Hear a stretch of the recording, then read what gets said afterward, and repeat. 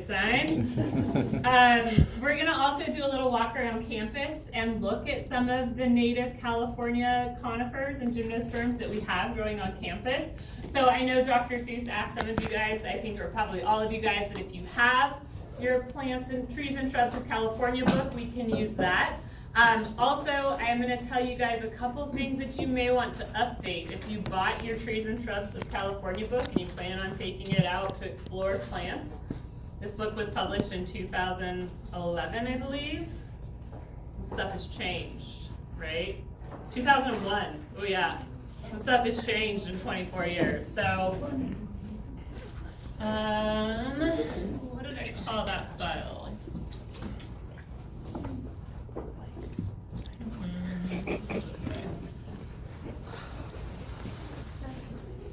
Okay.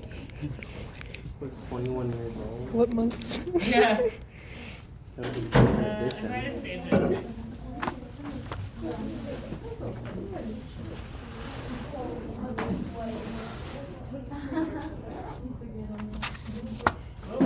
It's more, it's closer to 23. I don't know. To take notes of it. Oh, Taryn, did you do your drawings? The time this book was made, the plants probably You evolved. should do you want some little So, square yeah, actually, while papers? this slowly loads up, Just cut out a it's bunch not of so tiny much that plants squares have to do the evolved drawings in the on. last 23 years since this book was published. It is that we understand plant genetics a lot better. And as we're able to sequence the genetics of plants, we realize things maybe aren't as closely related as we thought that they were based upon visual observations. And so plants have been reclassified mostly into different genuses than where some of them historically were, especially in the cypress area. To properly use this book, we have to like wait 2 years for like a tree to like do its thing. No, And reproduce. no.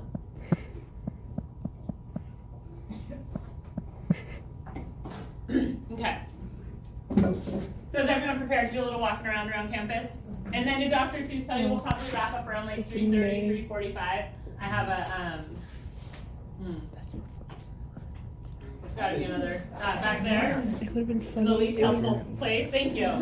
What? I Oh. have a meeting downtown at the downtown campus with a bunch of forestry people. It's gonna happen, perfect, okay. So we're gonna start today with a little overview of, one other thing. So Dr. Seuss also told you guys that you need to take notes today and that you need to turn in your notes, yeah? So get out your notes. Yes. And also if you guys want, does Dr. Seuss post like lecture slides on campus? I will gladly send these slides to her as well, so that if she wants to post them on campus for you, she can.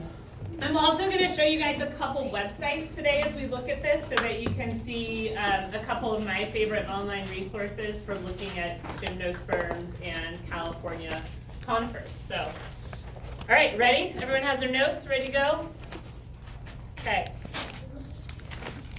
All right, so I want to start with going over a little terminology, and I'm going to close the door. Get mine. The hallway doesn't want to hear this.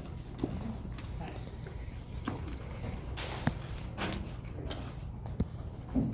All right.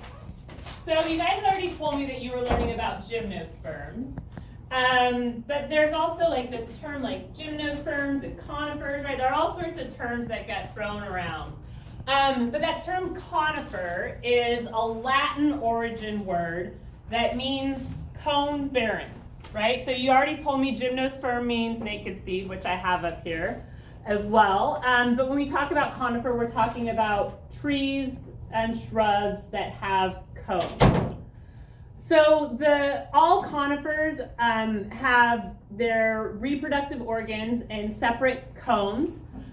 They have their male cones, and the sort of botanical term for a cone is a strobili, or the singular form of that is strobilis, right? So you can see here in this picture, these are the male strobili. And what are the male parts? What are they going to have on them? Pollen. Who said it? Pollen. Okay, good. And then conifers are also going to have their female strobili, which are going to have eggs, seeds, ovules, yeah, pick your term, right? We got some interchangeable term options. So when we look at conifers, what we're usually looking at if we're looking about IDing is we're looking at a seed cone, right? A female strobili, or strobilus, right? Singular. A female strobilus, or if you're looking at, got something in my box that has multiple, there we go. Okay, yeah, this is one of our local guys. So here we've got female strobili. As far as I know, I don't know anyone that is looking to identify a conifer and is like, I'm going to look at those male pollen cones. Because you're not going to have a lot of luck looking at those and trying to identify. But when we talk about pines and their cones, they're pretty distinct from each other, so they can be really key and helpful in conifer identification. Okay. Also, as we go through this, I know you guys don't know me, and I know you know Dr. Seuss pretty well because we're almost at the end of the semester, but feel free to like throw your hands up, ask questions, laugh at all my jokes. There you go. Thank you. Someone's following along. So yeah, feel free. Like I like interaction and I like questions, so don't feel afraid to raise your hand. Okay, so conifers all belong to that gymnosperm group, right? And this is where definitions get a little fuzzy. Like, are all gymnosperms conifers? Are all conifers gymnosperms? So gymnosperms is generally kind of a higher order, and then conifers follow a little bit below it.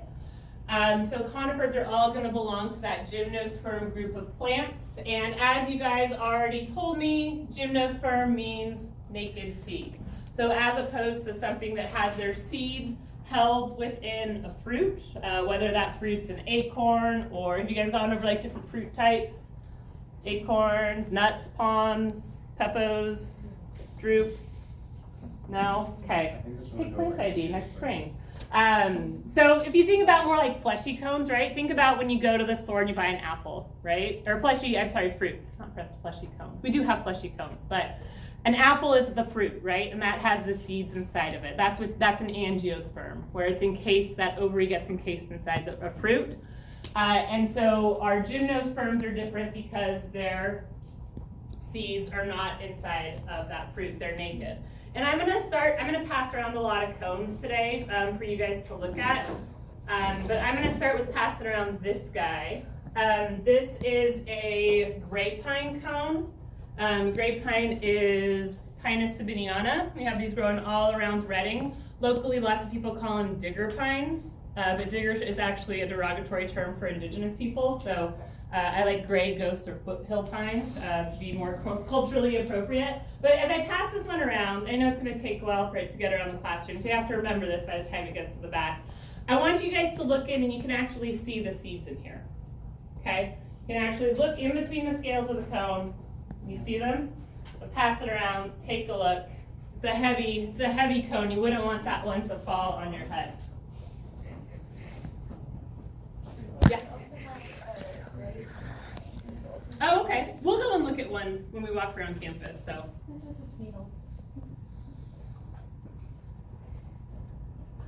All right, so this is large and probably a little bit hard for you guys to see, but this is from one of my favorite websites. Not my favorite one that I'm going to show you guys today, but this is from a website that's called the Gymnosperm Database. And someone is sort of like a hobby project. I'll show it to you on Chrome as well. Runs this website, and as Chrome warms up, I'll get this back in slideshow view, maybe. This is looking at all of the families in which we have gymnosperms, as well as the total number of species of gymnosperms that are known on the planet. And I can conveniently remember this when I added it up before class today. There are 1,111 gymnosperm species that we know of currently. Kind of a fun number, 1111. So you can see here we have all of these different families. Right, so I don't even know that one. Catacasiae. I don't know. We don't have that one here, so it's not in my brain. All the way down to Taxaceae at the bottom.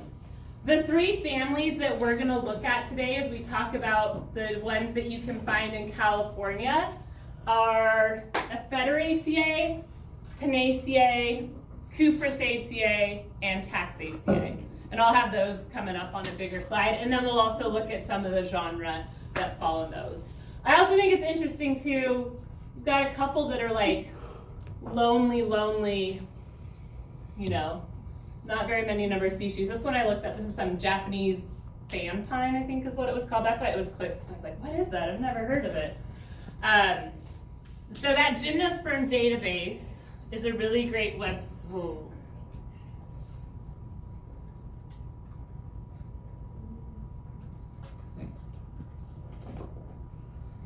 It is not like a flashy website. When you look at it, it's pretty bare bones, but it is a great way to explore the different species. And so this is that same table that we were looking at on that slide. And you can, if you want to, zoomed in one too far. If you want to, you know, explore like, oh gosh, I wonder what's in the Pinaceae family, which is one we'll look at. You can click on it and it will very slowly break it down into the different genre, and you can click on that and you can get all the way to one specific species, right? One that we'll talk about today is white fur Aves concolor, and it gives you really great information about all of those different species, including their distribution, ecology. Really great website for exploring gymnosperms if you're interested. Okay, do you guys want me to write the website on the board? Yes, okay. I'll pull it up again too, but it is connifers.org.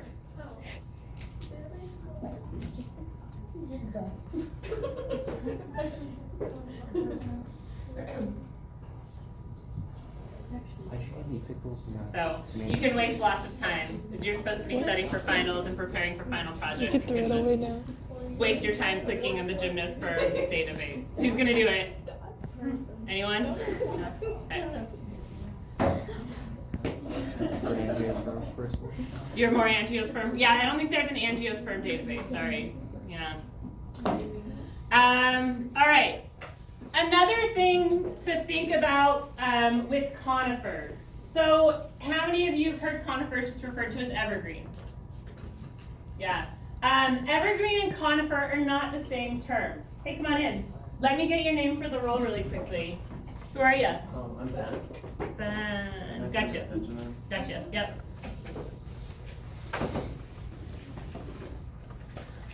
All right, so it is true that most conifers are evergreen. However, that's not always the case. We actually have a species in the western United States, not here in California, but up in Oregon and Washington, called the western lark. And western larks are conifers, but these are not sad, dying western larks. These are western larks that are deciduous, and they lose their needles every year. There's actually a really fun place, I think it's up in Oregon, where a timber company planted a bunch of western larks in the shape of a big smiley face on a hillside over the town. And so every fall when the western larks change color, you can see this big smiley face shape up on the hillside in the town. So kind of fun. That said, there are also angiosperms that are evergreen. What are some examples that you guys might know of or can read from the slides that are evergreen angiosperms? Olives, very good, yes. Olives are evergreen angiosperms. There are some right up on the board. It's easy. Can we read? You guys are in botany class. I trust that you can read. Okay, what does this word up here say? Live. Okay, live oaks, right? We have several species of live oak in California, including on this campus. I'm getting a laser pointer. See if this guy works. Nope. Okay. Let's write the shot, right? So yeah, live oaks. How about manzanitas? Right? Manzanitas keep their leaves on them year-round, so they're evergreen. So you don't want to use those terms interchangeably. Conifer and evergreen are not necessarily the same thing.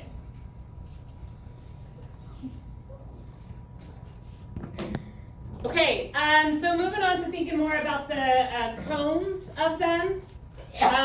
So the cone-bearing trees usually have both the male and the female cones. So right, the male cones bear the pollen, which we already talked about, and the female cones have the seeds. Another thing to know about conifers is that they are wind pollinated. Right, so you guys talked a lot about angiosperms. I'm sure you guys talked about pollinization, probably in more detail than I've ever gotten into in a class, right? Yes? Maybe? Okay, let's go with yes. I'm going to pretend that you have. I'm going to pretend that you guys have been in a botany class for a whole semester.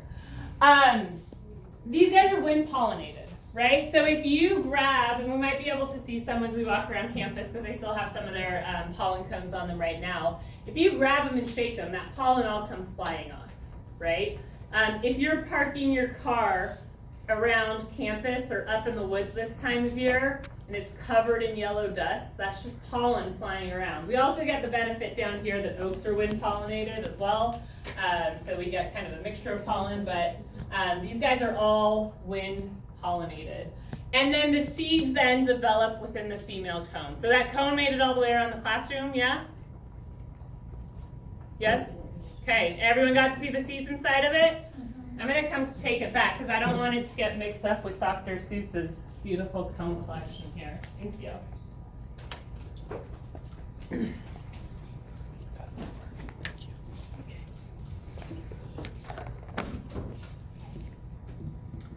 So these seed cones, typically, right, I always like to use typically or mostly or usually when we talk about nature stuff because nature is really good at throwing us exceptions to the rules.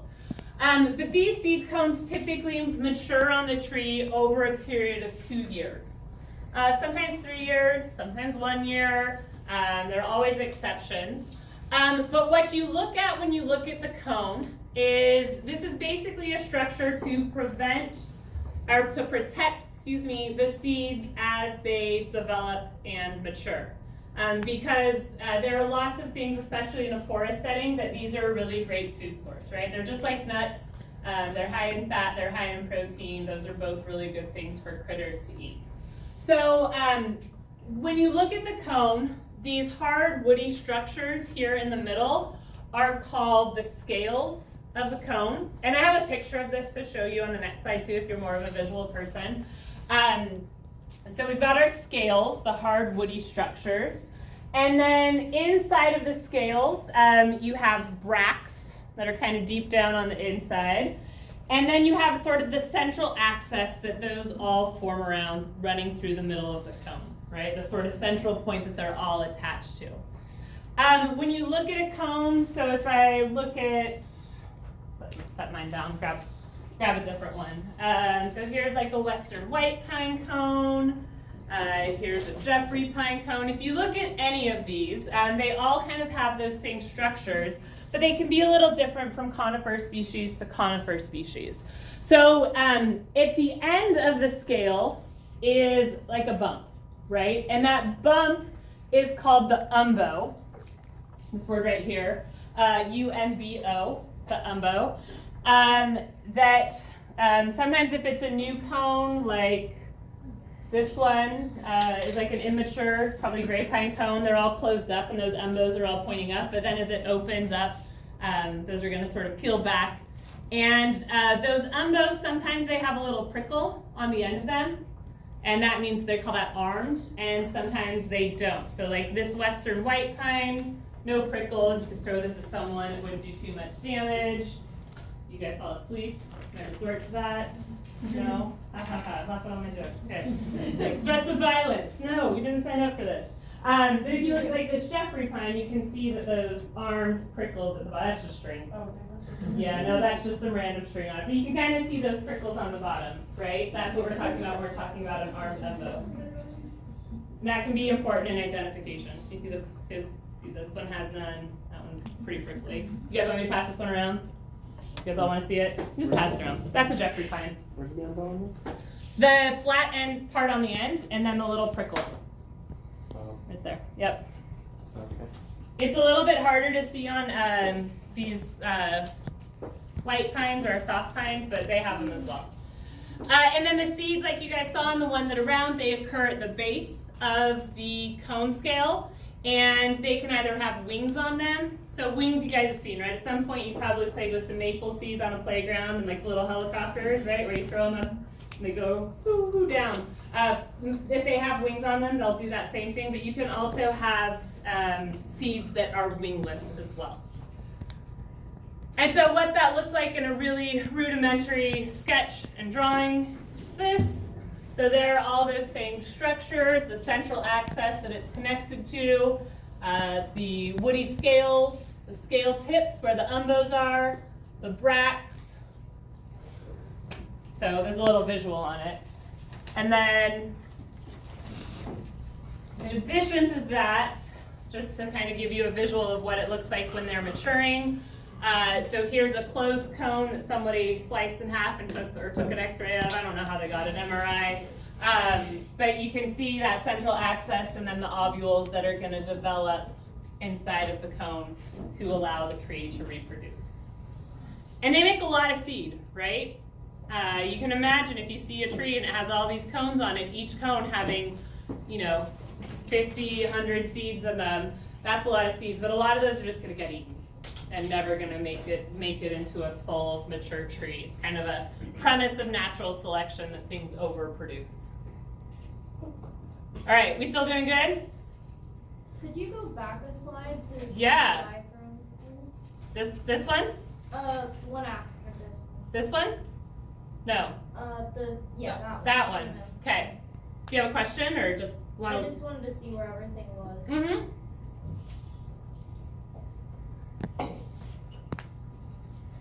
Let me know when you're good. So the scale tip, that's the umbo? Yep. Scale tip and umbo are kind of the same. Okay. Yep. Any other questions? How's the pace? Going good? Too fast, too slow? Everyone's following along? Great. I like thumbs up. Thumbs up. Okay. The other thing when we look at conifers is there are generally 3 categories of leaf types. So what do leaves do? What do leaves do for a plant? Photosynthesize, right? Taking in sunlight and CO2, making sugars. Okay. So same thing, right? Even though these do not look like what we think of when we think of leaves, they still have the same general, photosynthetic process going on that I know you guys have studied in depth in here. So you can break them down into 4 different types. We have scale, and we'll get to see all of these as we walk around campus and look at the different plants. So be sure you remember these. There's not like a test or anything today, but just remember these as we look at stuff and try to key stuff out. So the first category we have are scale-like. And we're going to see this on cedars, some species of juniper, but mostly things in the cypress family are going to have this scale-like structure. And they're basically like overlying little roofing shingles. Okay? Then we have awl-like. And does anyone know what an awl is? No one ever knows what an awl. Oh, you do? Okay, what's an awl? It's a thing they'd use to poke holes in leather. Yeah, you can use it in poking holes in leather, sewing sails, furniture repairs. I'm impressed. No one ever knows what an awl is. It's like one of the most common questions I get asked when people are keying out conifers. So, this is an example of awl-like. So an awl-like, they're going to be a little bit pointy on the end. They're going to be wider in the base. And so those are going to be awl-like. We'll see one that we have on campus, maybe 2. We might get 2 that are awl-like, depending. One of the trees that we'll look at today can have both linear and awl-like leaves. And then you have linear. Linear basically refers to leaves that are singularly attached to the branch of the tree or the stem. Also, they can be called short needles. But needles are really when we're looking at things that are longer. So when we're talking about linear, we're talking about things that are, about 1 inch, maybe 1.5 inches maximum in length. when we're talking about needles, we're starting to get stuff 2 inches. Some of them can be even almost up to 7 inches long when we're talking about the needles. And needles are often bundled together. So you can see in this picture here, these needles are in a bundle of 3. The term for that bundle is a fascicle. I don't think I put the slide up there, but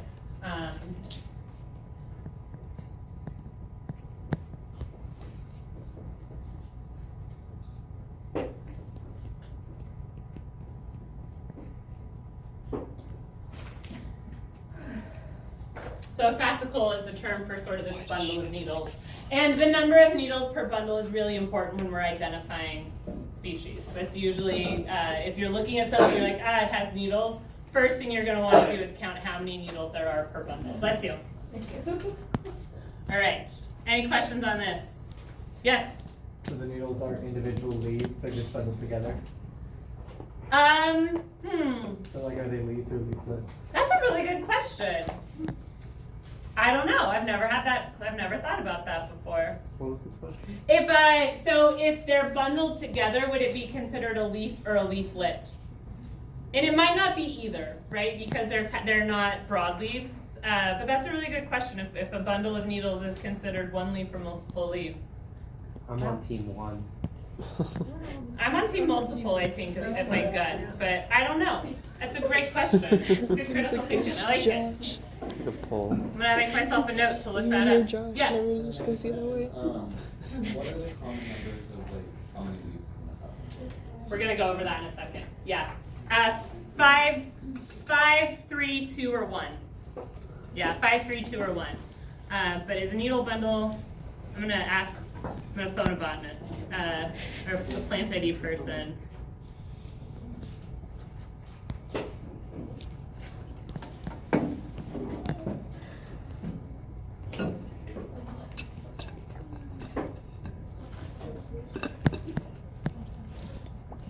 Okay. Any other questions? Those are good questions. Okay.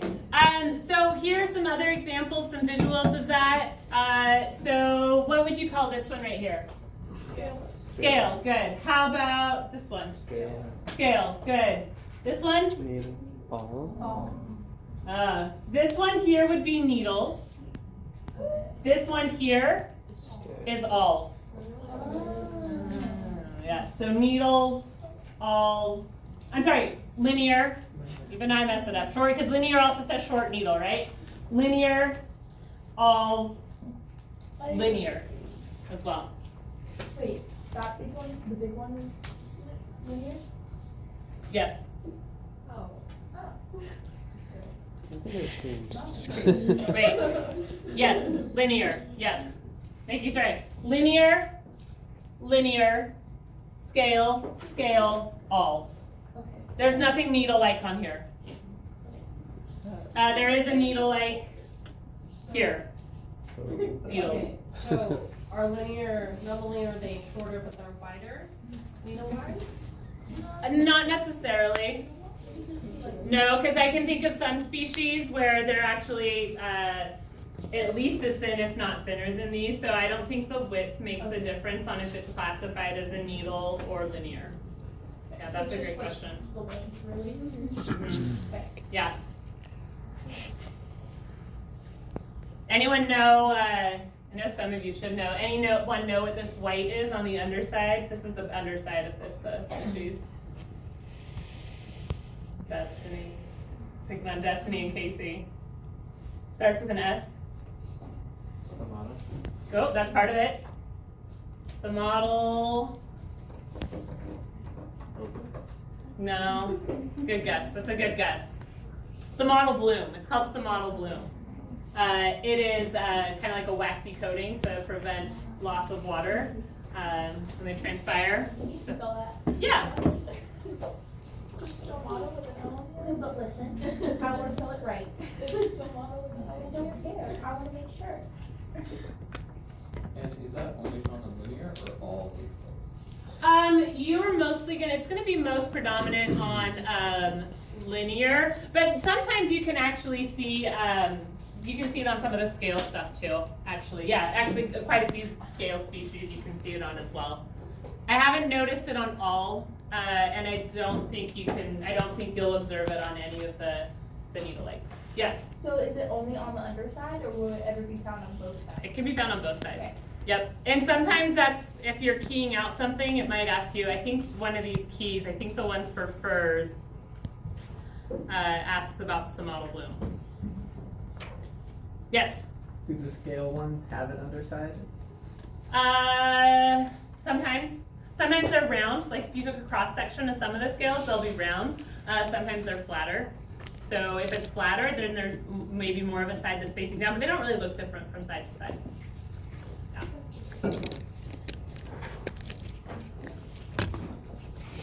All right.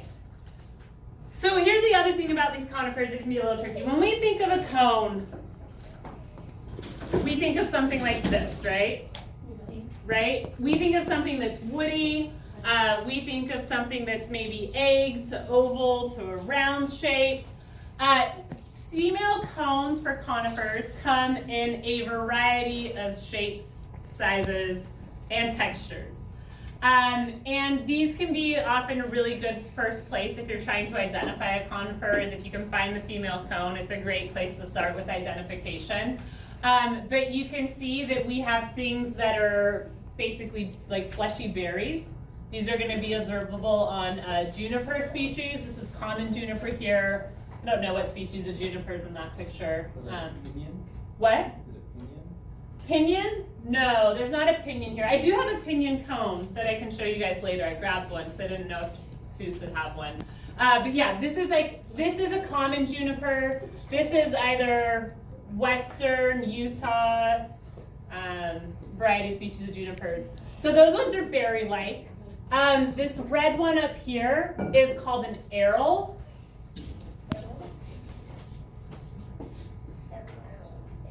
Aril, A-R-I-L. And in our area, you can find that on the Pacific U, which we'll talk about a little bit more. This is on a species called California nutmeg that has more of a fleshy cone. You can have round cones with, these are called peltate scales. But basically like round, like they look like plates of like a soccer ball. You can have cones that they're woody kind of, but they just fall apart and disintegrate. So they're almost like the cone scales themselves are deciduous and fall off the cone. I always say these look like duckbills. You can find those on our incense cedars. Up in the top corner up there are giant sequoia cones, and then here's more of a pine cone, something that we're a little bit more used to seeing. So, yes? So what makes those berry-like ones cones and not fruit? I don't know that they are considered. I don't know actually what makes them considered As berry. if the seeds inside that, like, and gymnosperms like naked seed, that doesn't really seem like It doesn't seem like it, but they are all classified as gymnosperms. I don't know the why, but they're considered cones instead of berries, so it's more like a berry-like cone. But yeah, they totally look like berries. So yeah, I don't know the why behind that classification. Doesn't look like the seed's completely covered. In a juniper, they do. Yeah, yeah. It might be what happens to them when they dry up. It might be more what happens when they dry up. Okay, those are good questions. Okay, so when we went back to the families of, we looked at that huge list, right, of all those families that are in the gymnosperms database. When we talk about California, we have 4 families of gymnosperms in California. So we have Pinaceae, which is the pine family. The pine family doesn't just include pines, though. It also includes our firs, which are in the Aves genus. It includes hemlocks, which are in Tsugas. It includes spruces, which are in Picea. And I have those genuses, or genre, later. And then it also, the one that's not up there, it also includes our Douglas firs, our pseudotsugas. Then we have the cypress family, Cupressaceae, which has quite a few species in California. We have Taxaceae, which is the yew family, and Ephederaceae, which is the Ephedra family. So we looked at that gymnosperm database, and it had that huge list of all the different families of gymnosperms, but when it comes to ones that are native to California, we just have these 4. That doesn't mean you can't find some of the other ones in California, because people move plants around all the time, right? Someone found a ginkgo, right? But ginkgos aren't native to California, and I teach native plant ID, so that's what we're going to focus on. All right, so we'll just kind of briefly look a little bit at these different families. You guys ready for me to move on? Yeah, 1 second? Okay, got the 1 second, I'll go back.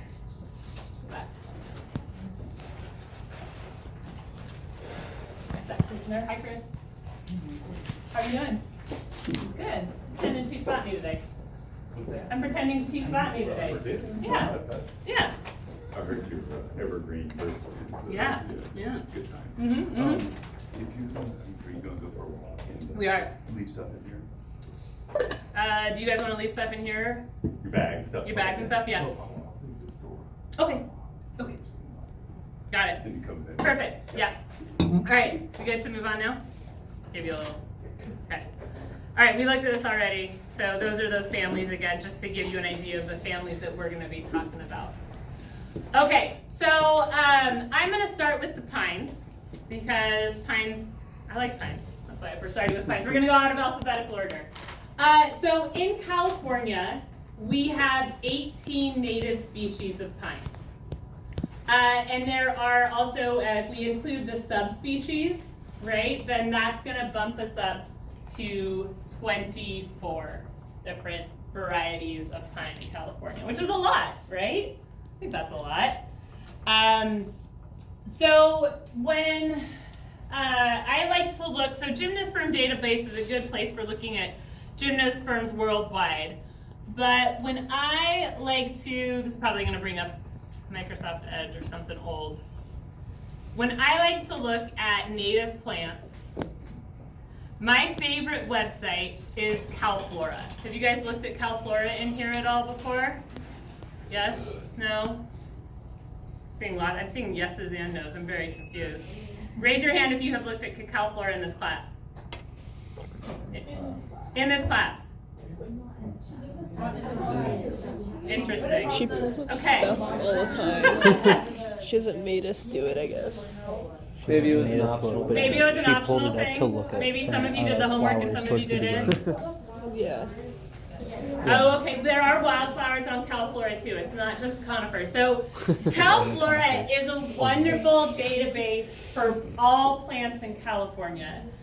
Native and naturalized, things that are growing here on their own without human help. And so when I searched for the Pinus genus in CalFlora, you can see it brings up 41 different records of different species. And what's really cool, so you can see some of these are subspecies, right? We have some non-natives as well, right? So that number is obviously higher than what I told you, but a lot of that are sort of our non-natives. But if you pick a species to look at, does anyone have a species of pine that they know and love? Oh. Okay, Ponderosa, great. So one cool thing about CalFlora, so we can click on Pinus ponderosa, it will show you places where people have made recorded observations around the state. So you can kind of know that if you're, down here in the desert part and you come across a conifer, it's probably not ponderosa pine, so it's kind of a good way to fact check yourself. It has pictures. It'll also link you to the different varieties of the species, but you can click like on Shasta County and you can see, people don't probably enter ponderosa pine a lot because there's a lot of ponderosa pine in our area, but you can kind of click on the map and see some places where they're at and look at different observations that people have recorded. Again, ponderosa pine is pretty common, so people are not itching to post about ponderosa pine here. Okay, so one way that true pine, so members of the pine genus, are classified is soft pines and hard pines. And when we're talking about timber and lumber production, all pines are considered to be softwood. So this is like a weird like sub-classification. But our soft pines are also known as white pines. And they're typically going to have the needles in bundles of 5 in that fascicle. That was your question, right? How many? We're going to get into a little bit more of that.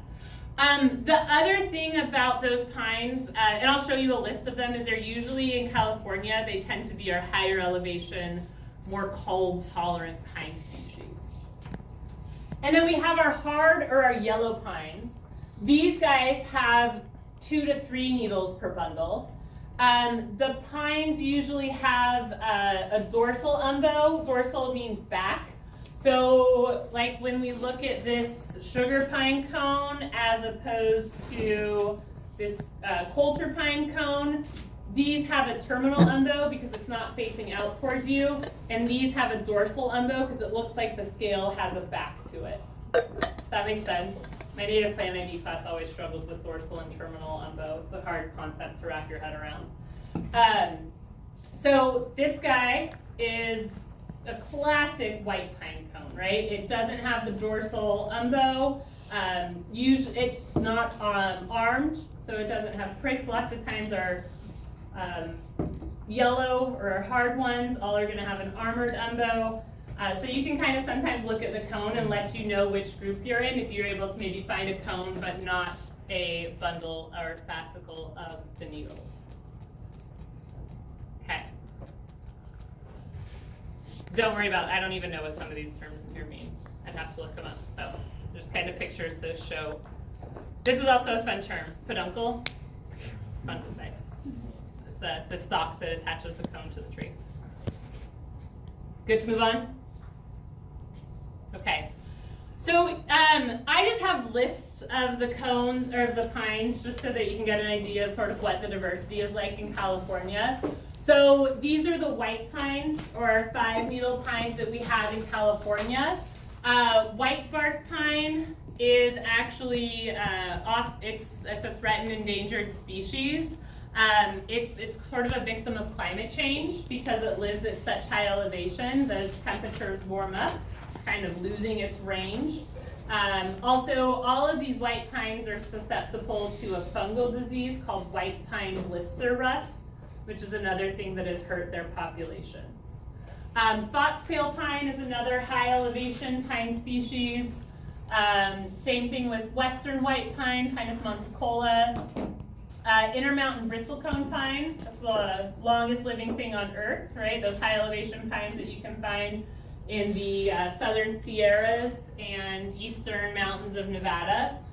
Limber pine is another high elevation one as well. So the two that aren't so high elevation, sugar pine, Pinus lambertiana. That one in our region, you can find it in Whiskeytown, and then you can find it in elevations up to 5,000 or 6,000 feet. And then Torrey pine. Anyone know where Torrey pine's native range is? Guesses? No golf fans? I'm not a golf fan, so I'm not offended. Coastal. They're a coastal species. So Torrey pines is like a famous golf course. Yeah. I found sugar pines around my house, and that's only about 3,500 feet in elevation. Yep, yeah, so the lowest elevation sugar pines in our region that I know of are right at the entrance of Whiskeytown. So right as you kind of drive up over 299 before you drop, and that's less than 2,000 feet there. 3,500 is totally within their range, yeah. Okay, so those are our 5-needle pines. We don't get to look at any 5-needle pines on campus because this is not where they like to live. But of the true pines, the sugar pine, which this cone is from, although this is kind of a small, not so impressive sugar pine cone. Sugar pines are the tallest. This is a better one. Yeah, like they vary, right? Plants vary, they're not consistent. These are the tallest of the true pines. So the trees themselves are the tallest pine in the world from the Pinus genus. They also have the longest cone, which is probably not a surprise to anyone looking at this guy, but the longest cone of the Pinus genus.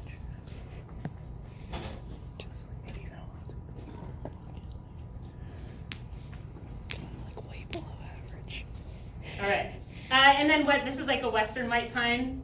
So you can kind of see it's like a mini version of a sugar pine cone. I always think of it as. Most people know what a sugar pine cone looks like. Why is it called a sugar pine? I don't know. Common names are weird. The cones, when they're fresh, can be incredibly sappy.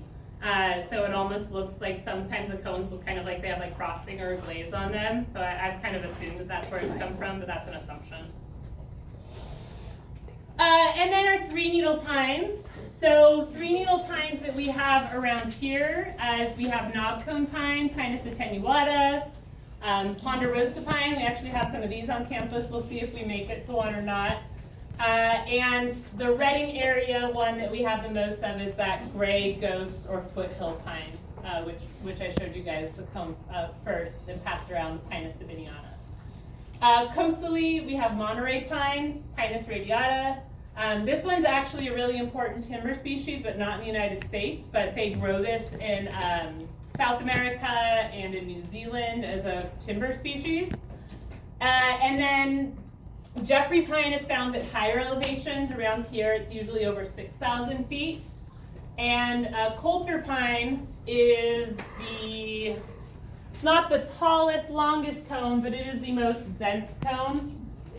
This is a Coulter pine cone. This one's actually kind of rough shape, but it is a lot denser than the sugar pine cone. It would hurt a lot if it landed on your head. Yeah, it would be sad. We do have some of these planted around our area, so if anyone wants to go hunting for a Coulter pine, I could give you a couple locations where you can look at them. Actually, did you guys already go on your Waters Gulch field trip? Mm-hmm. Did you guys see the Coulter pines as you drove down the road?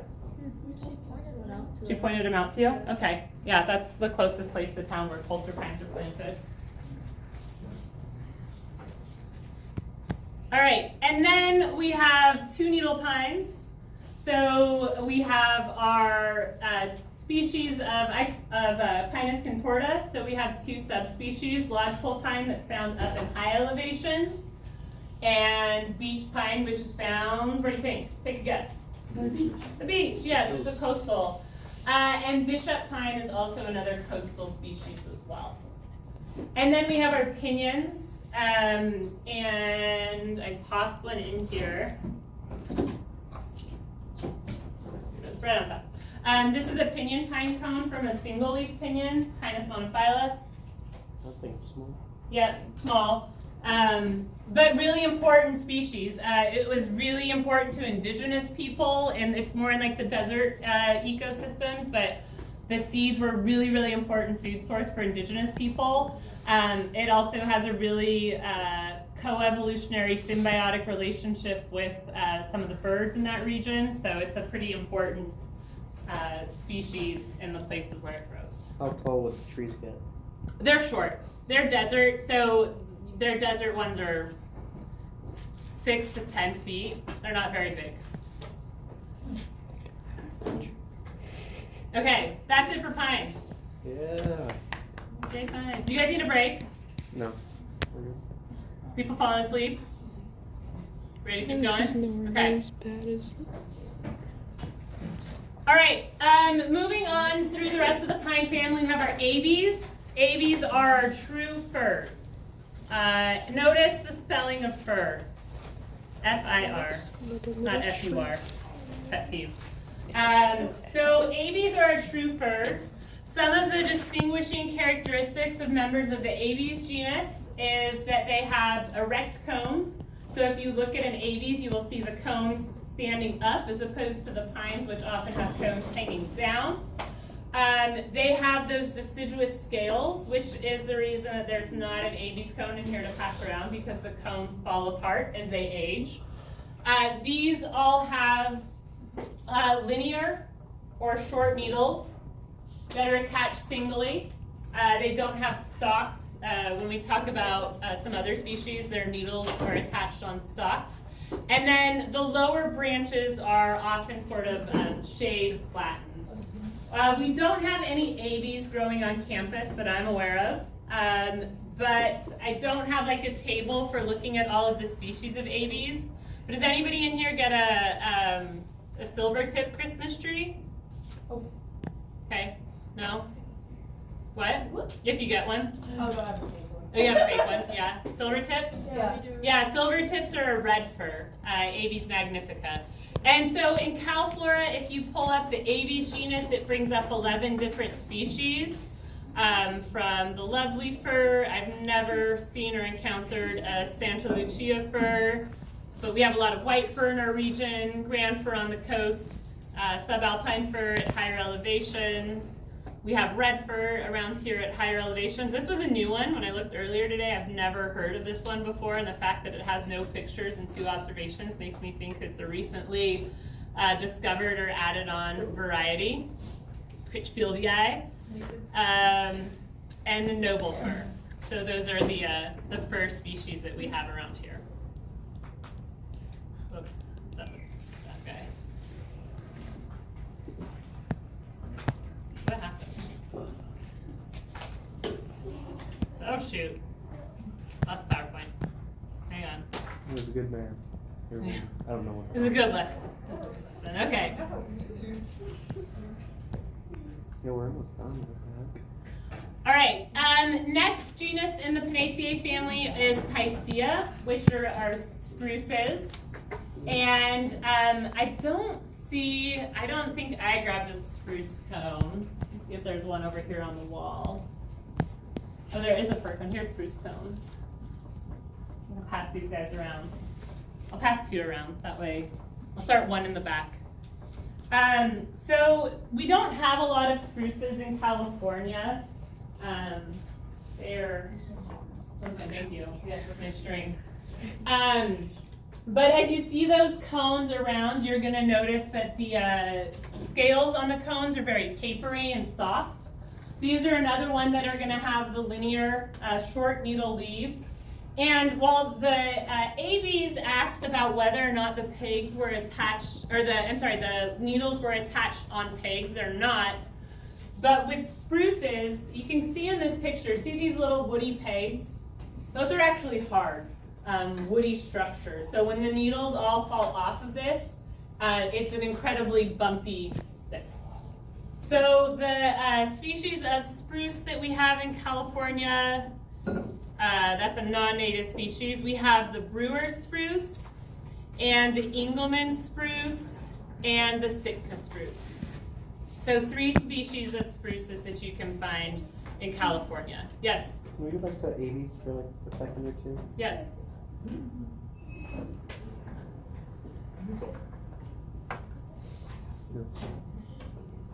I did, since we're going back to Aves, I did look a little more closely over here, and I did find an Aves cone. But it's pretty delicate. So maybe I'll walk this one around and you can just see, it's actually missing the rest of the structures that have fallen off. You can kind of see those really papery bracts, and gives you a sense of the fact that the cones have kind of fallen apart. This is like it was a red fir. Be a Shasta.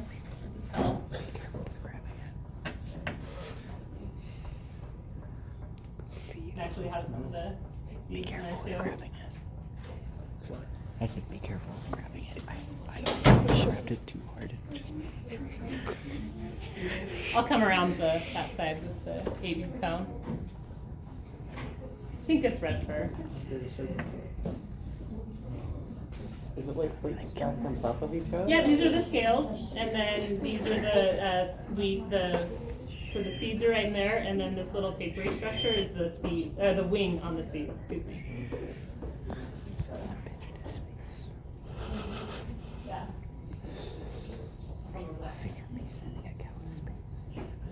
It could fall apart. I'll come down that last step.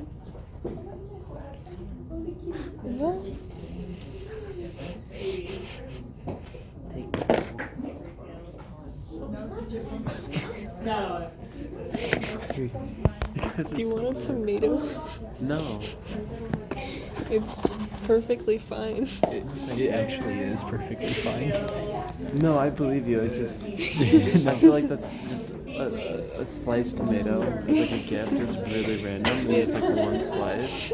It's a pretty thick She slice. ordered a tomato and didn't get it Based taken on the off. little bit of needles that are I attached usually to give it, it to but- Mav, so I forgot.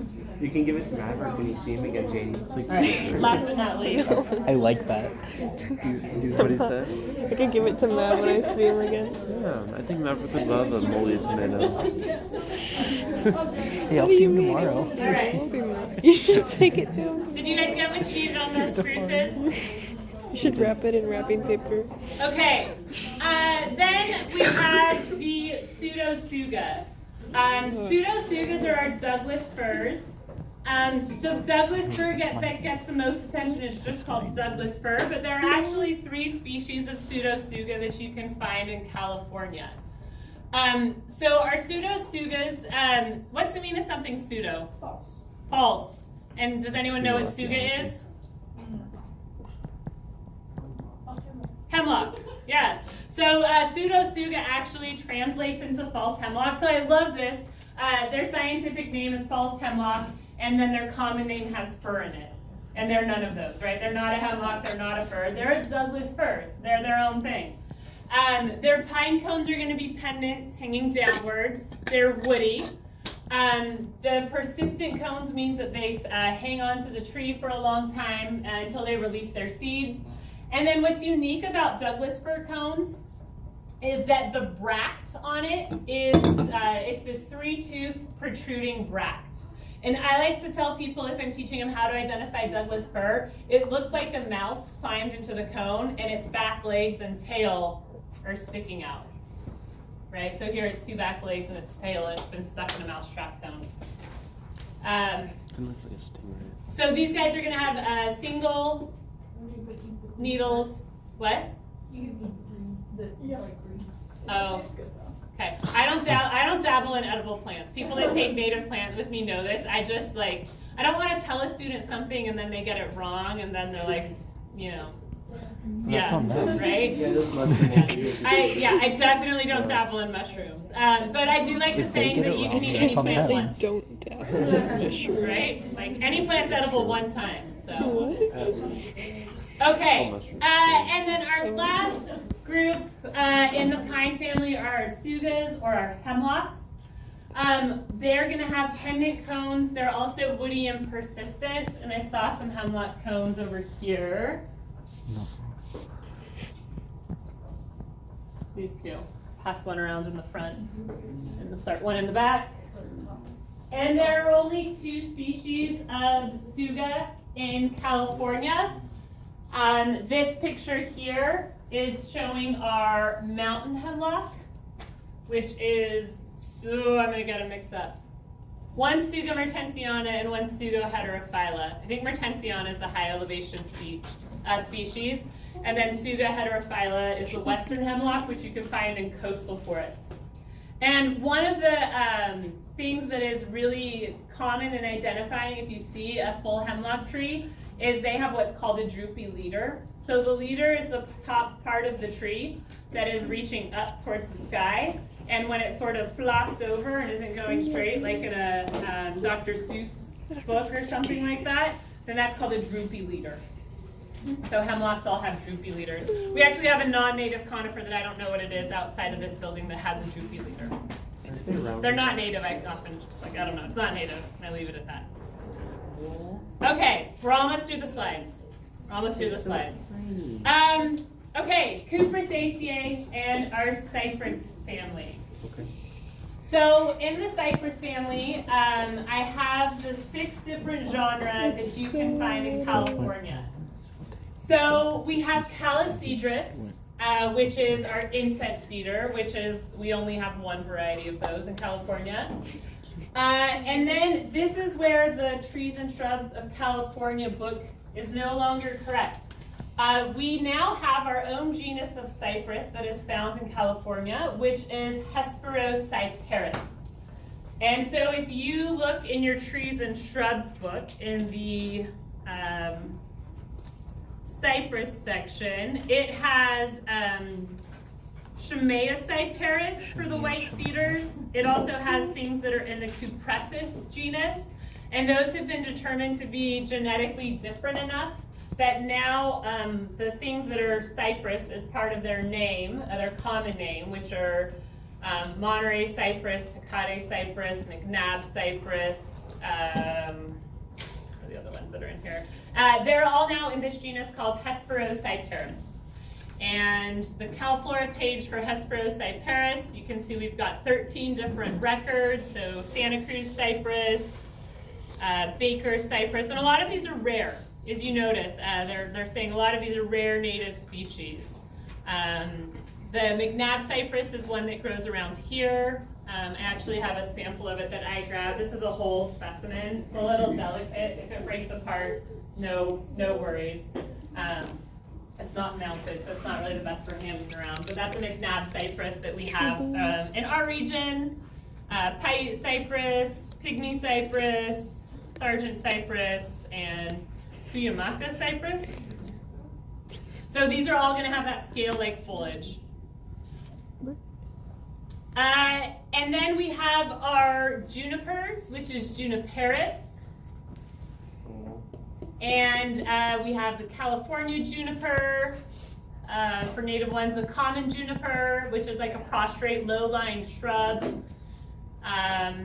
Lots of variations of the common juniper. And then we have junipers that are tall trees. The Sierran juniper that you can find in, it's kind of like a classic Yosemite tree, if anyone spends time in Yosemite. Western juniper, Utah juniper, or other species of juniper. I'm so good. How did that? I did not close that. What game is this? Clicked on a link and it closed itself.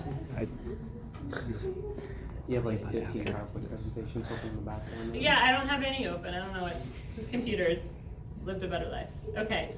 And then I don't have the last one linked because they're unique.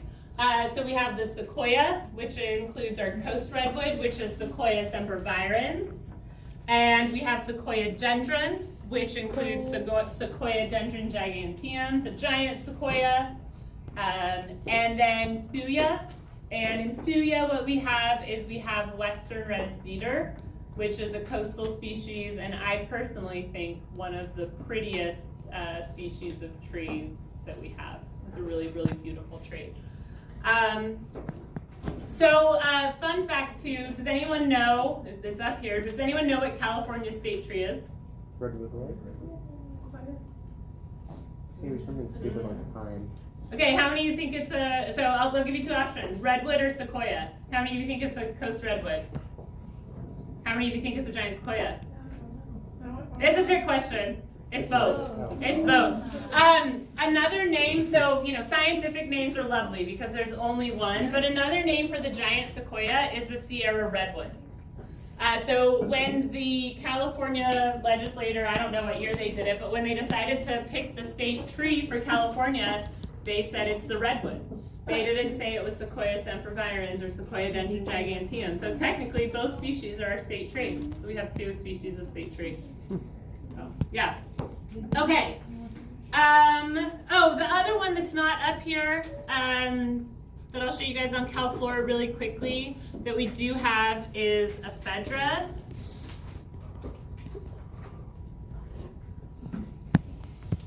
I don't know why I'm taking so many notes on this. So ephedra is a desert species. That's weird. Go to Ephederaceae. It's also sometimes called Mormon tea because Mormon settlers would brew it, but you can see that there are a couple species of ephedra that we have, and these are low shrubs. They're not trees, they're just low shrubs, kind of jointed, segmented, that you can kind of see some pictures of their little cones they have there. Okay, so are you guys ready? Do you guys have any other questions? Or anything else you want to? Yes, Joshua. We're turning these in. Am I supposed to collect them, or are you turning them in online? Turn them in online or wait till next week to turn them in Yeah. person? Okay. I didn't think I was. I think I'm only supposed to take roll. Turn that in. All right. So what I want to do is I want to give you guys a bathroom break before we go on a walk. So let's say take 10 minutes to go to the bathroom, which puts us at 22, 23 after. Yeah, just come back in here.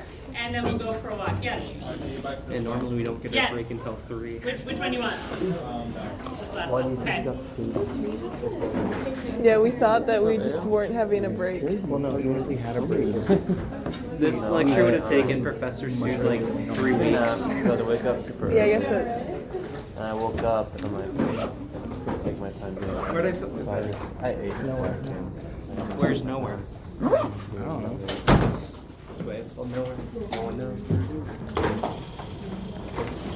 Your mom feeling better? Where are you going? Are we not going to be writing anything down for the rest of the I don't think you need to write stuff down for going out and looking. Oh, I do want to get all of Seuss's cones back though. I might leave 10 minutes early. What time is your appointment? So we're gonna go on a walk. Bruh. But I have to Why, take why the do you bus. schedule an appointment for knowing? I mean, I guess like. Oh, this I is knew my that today would be. almost gave her My my. appointment is held Irish too. Your what? That's it. How many days would this have taken, Professor Sue's?